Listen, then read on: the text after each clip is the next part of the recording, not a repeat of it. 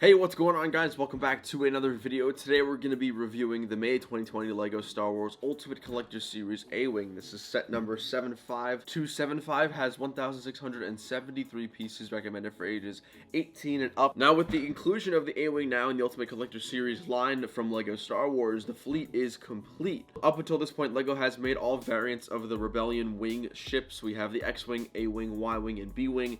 All have now been made in a large-scale Ultimate Collector Series edition. So if you have all four of them, you essentially have every single starfighter from the original trilogy in Ultimate Collector Series form, which is pretty cool. But before we go ahead and dive on into the set and the minifigure, let's talk a little bit about this beautiful box. We have a very nice, sleek black background here with, of course, the A-Wing right in the front. We have a nice A-Wing starfighter logo with the Rebellion logo and Star Wars on the top left. This overall box design, I'd say, stays pretty true to the Helmet Collector Series sets that we got as well. A review of those, all three, will be coming soon. As we flip the box over, you could see the backside does have the A-Wing with the Technic stand, the plaque, and the minifigure on the right hand side. You have all the information about the A-Wing, including its length and height when it is on the stand, and some really cool other angles and stuff like that. Now, overall, I really do like the design of this new UCS box. I like it more than like the Falcon and stuff like that. I think having a sleek background like this, especially with that logo on the top left, is super cool. But that's enough for the box. Now, like with any other UCS or any other LEGO set, you do get a really nice instruction manual right here. There's a lot of cool information inside this bad boy. You open it up, you do have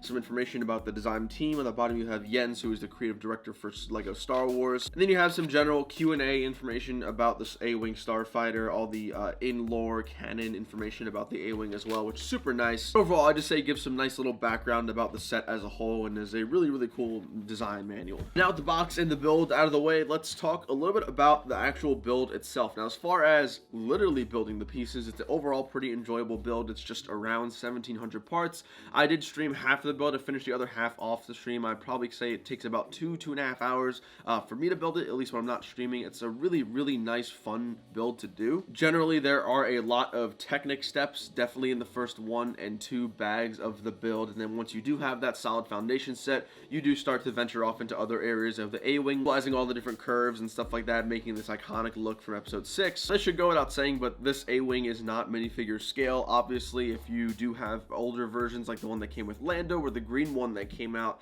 with the Rise of Skywalker, those are more minifigure scale accurate. I'm not exactly sure if they are, but this one is big. This one is definitely out of proportion to a minifigure. But first, let's just talk about the one minifigure that the set comes with. It is the A-Wing pilot. He does have a really nice green jumpsuit, dark green jumpsuit. You can see his utility belt is white with a whole bunch of really cool straps going down the leg printing, and you have this darker gray color vest on his torso, of course, with that classic iconic rebel look for the pilots. The back of the minifigure is pretty bland, nothing too crazy. I really don't care about that, but the helmet piece is actually really, really nice. The helmet is a mix of dark blue, gray, and a couple of red different accents and stuff like that. So overall, I'd say the minifigure is pretty good for the set. And then the last thing other than the fighter that comes with this set is going to be the plaque. Of course, like any other UCS plaque, it does have a whole bunch of information about the starfighter. This one does say the manufacturer, Kuat System Engineering, has the length, engines, the hyperdrive, shielding, and weapons, all that kind of stuff for you guys who do want to learn more about the A-Wing in universe, which I honestly find is pretty cool. So the first thing that captured my eye when I got this A-Wing was just the overall shape. The A-Wing is a very hard thing to replicate in LEGO. It's a lot of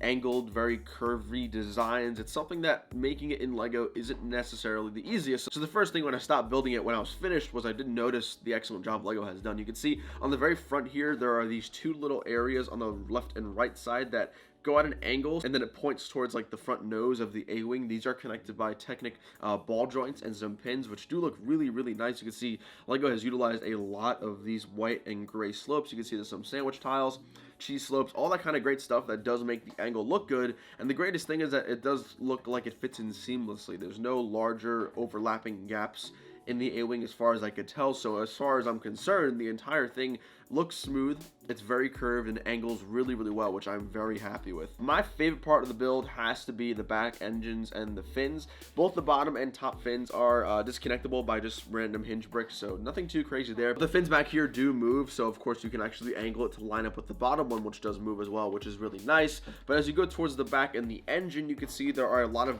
bigger white cylinder pieces with some trans clear yellow. And as you go in between the two engines, you can see there's some area for greebling and stuff like that. Very very, very simple. You do have this really nice constructed snot technique area right in between both of the engine turbines, and then as you go up towards the top of this A-wing, you can see the full cockpit. You can see the entire piece, which does have stickers, and then all the dark red slopes behind it, which make it look really, really cylindrical, which is beautiful. Now, it definitely is worth mentioning that the bottom of the A-wing is actually studded too, which should come to a surprise by a decent amount of people. I think the bottom of the A-wing is fine, being that no one's looking really at the bottom per se, but you actually can hold it pretty well in your hand, and even though it's not a minifigure, you can still kind of, you know, maneuver it and swoosh it a little bit. Obviously on the bottom you can see that little hole for the Technic area. That is how the stand itself connects. So you just line up the very top right there with the little hole on the A-wing, and if you finagle it just right, you should be able to get it in there. It locks in really well. You can shake the crap out of this thing. It's not going to be going anywhere, which is nice. Now, I'm generally not a fan of builds that aren't in scale, and that might just be because I'm a mock builder naturally. I like to use things that are minifigure scale. I like to make things that make sense and look accurate as to a proportion that I'm using in the project. So when I think of large-scale UCS sets like this that aren't in scale with a minifigure, I'm usually at first deterred from it. I just don't really care, but I was able to pick this up with some extra birthday money, and I was very, very pleased with this build as a whole. As far as I know, there's no real functionality to this. Like I said, it's a display piece. It's probably going to go right there for my background in some videos from now on, but overall, fantastic set. I do like it a lot. Now, should you buy it? $200. I know a lot of people have been talking about the piece count, which is just around 1,700. I honestly don't care about that. There are some really big, nice pieces in here and lots of really cool techniques. So for $200, I think this is a more than fair price. I could easily see this set going for $350 when the A-wing does retire, whenever that does come. I like it. This is definitely one of my favorite UCS sets that we've gotten so far. It's honestly on the same level as the Slave 1 for me personally, just because of the way that it looks in the end and all the curves and stuff like that. Now, that being said, if you do find this for 20-25% off, I think that's an absolute no-brainer. And if you're a collector and you like to just have things to display, this is definitely a set for you. So guys, thank you all so much for watching today's Should You Buy. Let me know down below in the comments what you all think of the set. Do any of you guys have it? Have you built it? Is anyone planning on getting it, or do you think you're gonna pass on the set? Of course, guys, drop a like on the video if you did enjoy. Before we head out, I do have an awesome building Jeddah in Lego episode coming out tomorrow, May 16th, I believe, so make sure you guys stay tuned for that. But until then, I'll see you guys next time. Take it easy. Peace.